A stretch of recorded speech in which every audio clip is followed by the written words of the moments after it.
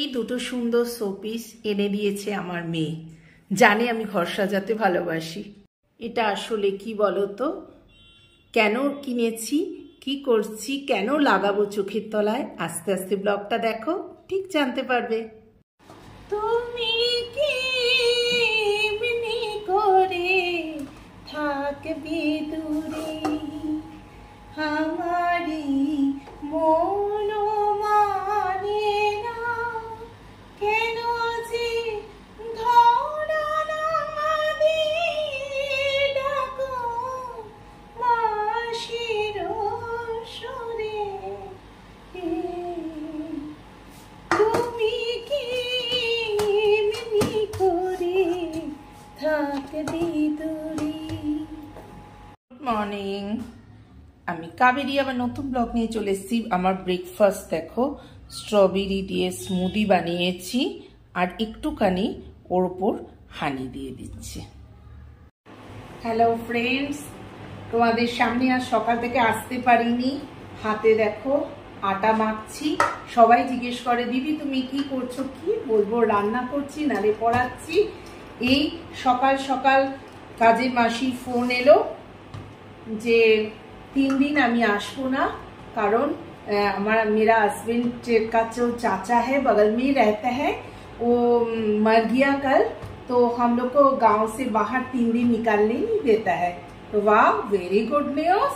আমার পক্ষে তো একদম খুব সুন্দর খবর এটা, এখানে কিছু বলা যাবে না। যাই হোক, তো আটা মাখতে মাখতেই ভাবলাম ক্যামেরা অন করে বন্ধুদের সাথে একটু কথা বলে নিই। আজকে সারাদিন আসতে পারবো কিনা আমি জানি না। বন্ধুরা কেমন আছো তোমরা, সাবধানে থেকো, আমার ব্লগটা দেখো, অনেক অনেক অনেক ভালো ব্লগ আসতে চলেছে। প্লিজ প্লিজ 1 মিনিট হলেও একটু খুলে দেখো।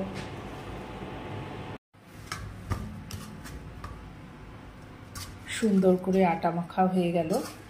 আটাটা চলো ফ্রিজের মধ্যে রেখে দিই। তো ডান আমার আটা মাখা। কথা বলতে বলতে এদিকে আবার তরকারিও হয়ে গেল। 10ও ভুজা হতে হয় না মেয়েদের, বলো সত্যি।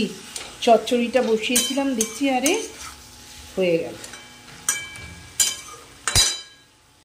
চচ্চড়ি বানিয়ে ফেললাম ঝটাপট। এরপর সবজি দিয়ে দেখো বেগুনের ভর্তা বানিয়ে নিলাম।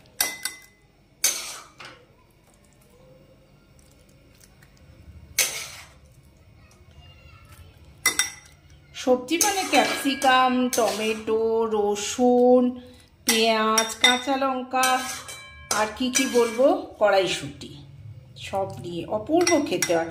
লাস্টে একটুখানি গরম মশলার গুঁড়ো তোমরা দিয়ে দেবে। রেডি হয়ে গেল আমার বেগুনের ভর্তা।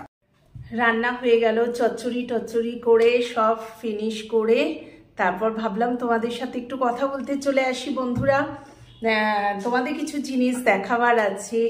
এই সুন্দর শোপিসটা আমার মেয়ে আমার জন্য এনেছে, জানো, ভীষণ সুন্দর। একটাই আমার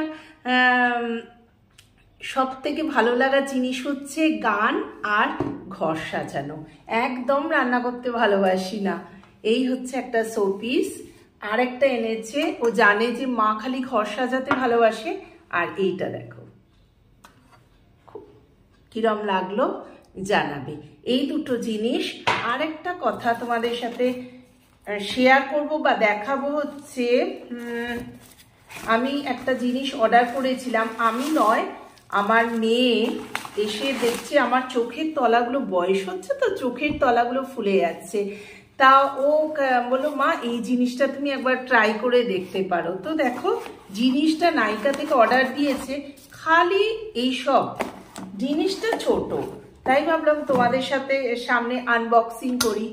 এইটা দেখতে পাচ্ছ তোমরা বন্ধুরা, উল্টো দেখছো না?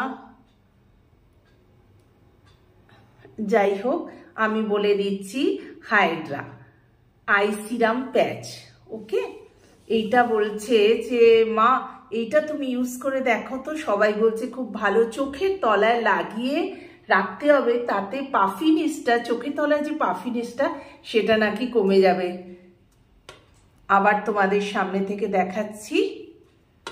তো এইগুলো ইউজ করে দেখি আমি আমার কি ফল পাই, দেন তোমাদের সাথে আবার শেয়ার করব যেটা তোমরা কিনতে পারবে কি কিনতে পারবে না। This is my first time, এই জন্য তোমাদের সাথে তোমাদেরকে বলছি না যে এটা আমি ইনবক্সে দিয়ে দেবো, কারণ কতটা রেজাল্ট আমি জানি না।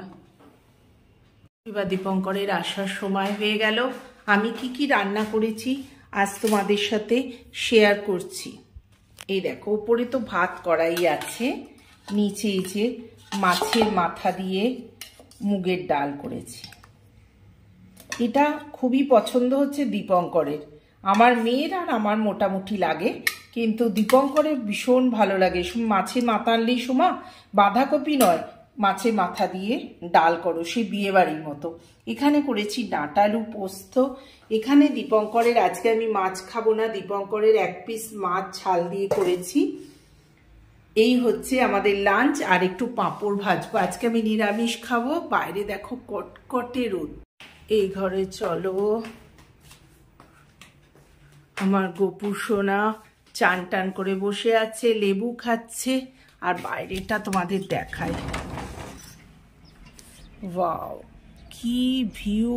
এত রোদ্দুর না, মানে একদম গরমকালের মতো। দরজা জানলা বন্ধ করে পর্দা টেনে রাখছি।